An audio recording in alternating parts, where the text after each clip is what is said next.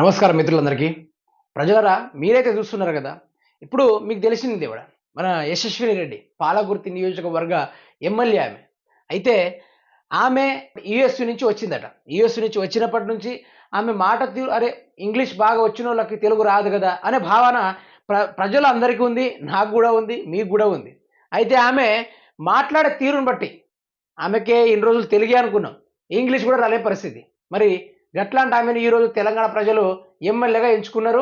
ఇది మాస్తుంది. గుంపు మేస్త్రి పాలనలోని అధికార ఆణిముత్యం ఒకసారి వినడానికైతే ప్రయత్నం అయితే చేద్దాము. అయితే కవిత గారు మాట్లాడుతూ జియో 3 గురించి మాట్లాడారు. కవిత గారు అట్లా మాట్లాడుతుంటే ఏం గుర్తొచ్చిందంటే 1000 ఎలుకలు తిన్న పిల్లి. గిదే ముచ్చట చూద్దాం. గిదే ముచ్చట ట్రోలింగ్ల మనోళ్ళు ట్రోలర్స్ ఉంటారు కదా, మాస్ దేశీయులుగా జియోని జియోగా మార్చేసిన కాంగ్రెస్ ఎమ్మెల్యే యశస్విని రెడ్డి గీ ముచ్చట చూడండి. నిన్న మనం చూసినట్టయితే కవిత గారు మాట్లాడుతూ జియో 3 గురించి మాట్లాడారు. జియో 3 గురించి మాట్లాడారు కవిత గారు. మరి జియో 3 అంటారా?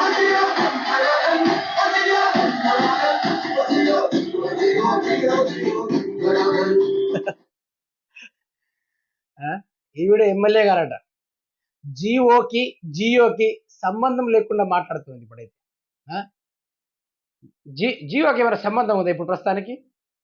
ప్రజలారా మీరే చూడండి. కాంగ్రెస్ పార్టీలో అవకతవకలే కాదు, కాంగ్రెస్ పార్టీలో ఉన్న నాయకులకు మినిమం నాలెడ్జ్ లేదనే సీఎం రేవంత్ రెడ్డి నుంచే అనుకున్నాం. కానీ ఈరోజు అయితే పూర్తి స్థాయిలో యశస్విని రెడ్డి, మన ఈ పాలకుర్తి ఎమ్మెల్యే యశస్విని రెడ్డి కూడా ఈరోజు జియోకు సంబంధం లేకుండా మాట్లాడుతుంది.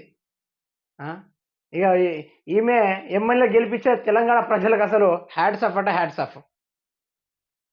ఇన్ని రోజులు తెలుగుకే దిక్కు లేదనుకుంటే ఈరోజు ఇంగ్లీష్ కూడా దిక్కు లేని పరిస్థితి.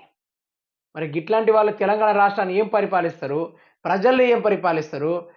ఏదైనా బడ్జెట్ పరంగా సమావేశాలు పెడితే ఇంకా జియో అనుకుంటా మాట్లాడుకుంటారా? ఇక ఏందనేది ఈ తెలంగాణ ప్రజలకే తెలియాలి.